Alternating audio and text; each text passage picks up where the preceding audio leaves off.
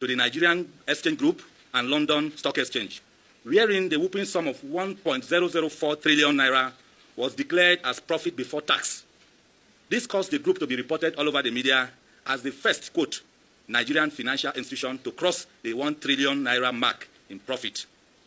It is our finding that these figures, as contained in the audited statements, are mere conjectures hurriedly put together by Segun Julius Agbaje and his team to deceive the Securities and Exchange Commission, the Financial Reporting Council of Nigeria, the Central Bank of Nigeria, and even the customers and investors into believing that it all is well with GTB, even when it is not.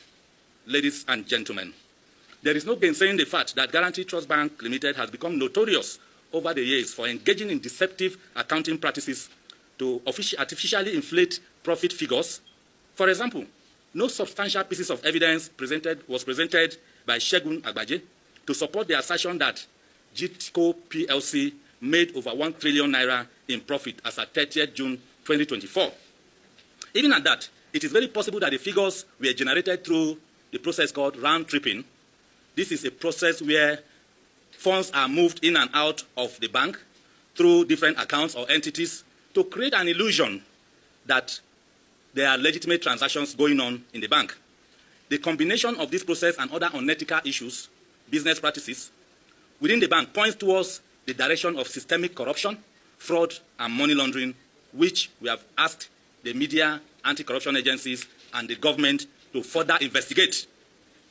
It is feared that such ugly situation, if not properly checked, could have the tendency of not only undermining customers, investors' confidence in the bank, but pose significant risks to the stability of Nigerian financial sector.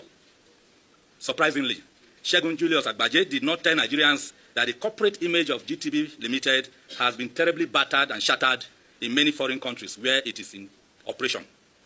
He lied by stating in the recent audited statements that GTCO PLC ensures compliance with disclosure requirements under the disclosure and transparency rules of the UK Financial Conduct Authority, FCA.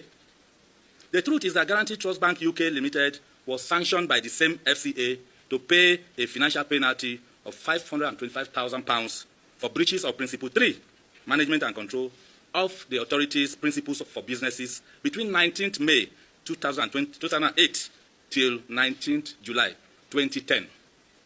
In another development, the FCA imposed on Guaranty Trust Bank UK Limited a financial penalty of over £10 million, pursuant to Section 206 of the Financial Services and Markets Act 2000.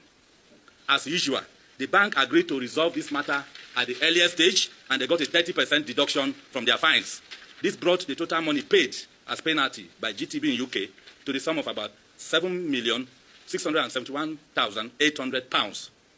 The FCA, in justifying this financial penalty, which was paid with customers and investors' funds, mainly from Nigeria, it was paid before 24th of January 2023. The FCA stated that Guaranty Trust Bank Limited again failed to put in place policies and procedures to prevent and detect money laundering. FCA considered this repeated misconduct to be a direct result of the inability of senior management staff within the bank over a prolonged period of time to formulate and implement an effective plan capable of addressing the weaknesses identified in their anti-money laundering law and other financial systems. Finally, ladies and gentlemen, our investigation took us to the Bank of Ghana, where we discovered that the foreign exchange trading license of Guaranty Trust Bank Ghana Limited was suspended for a period of 1 month with effect from 18th March 2024. The press release dated 4th March 2024 indicates that the said license was suspended as a result of various breaches of the foreign exchange market regulations, including fraudulent documentation in foreign exchange operations. By that press release, the Bank of Ghana cautioned GTB to put in place effective controls to ensure strict adherence to the extant regulations and guidelines of the country.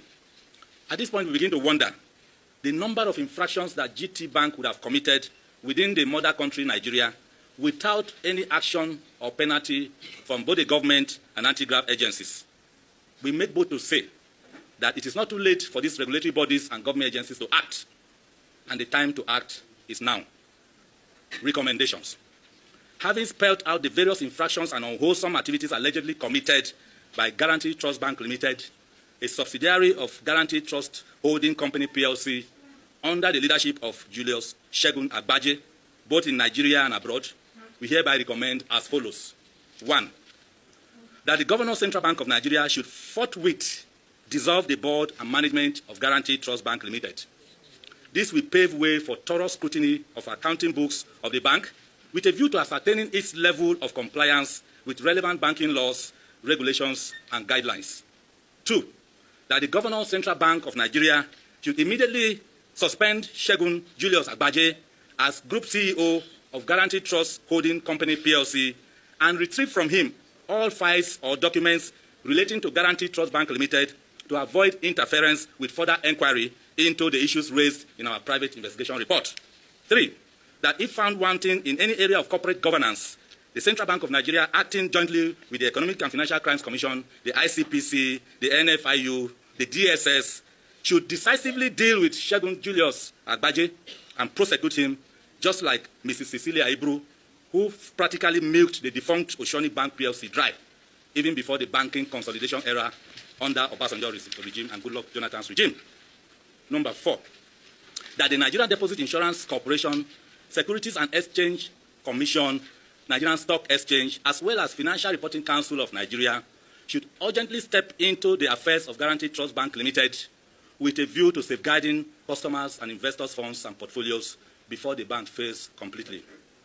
5, that the Senate Committee on Banking, Insurance, and other financial institutions, working with the House Committee on Banking and the House Committee on Banking Regulations, should jointly or individually on their own convene a public hearing whereat Segun Julius Agbaje will be summoned to appear and defend the weighty allegations contained in our private investigation report. 6, that the UK National Crimes Agency, the Crown Prosecution Service, the Financial Conduct Authority, the Financial Ombudsman Service, the British Prime Minister, the Governor of Bank of England, the US Department of Justice, the US Securities and Exchange Commission, the Federal Bureau of Investigation, the US Federal Reserve Board, the British High Commissioner to Nigeria, and Governor of Governor of Bank of Ghana, should shut down all operations of Guaranty Trust Bank in their territories. By so doing, GTB will be prevented from turning the United Kingdom, the United States of America, and Ghana into a safe haven for money laundering, terrorism financing, and other sundry economic crimes.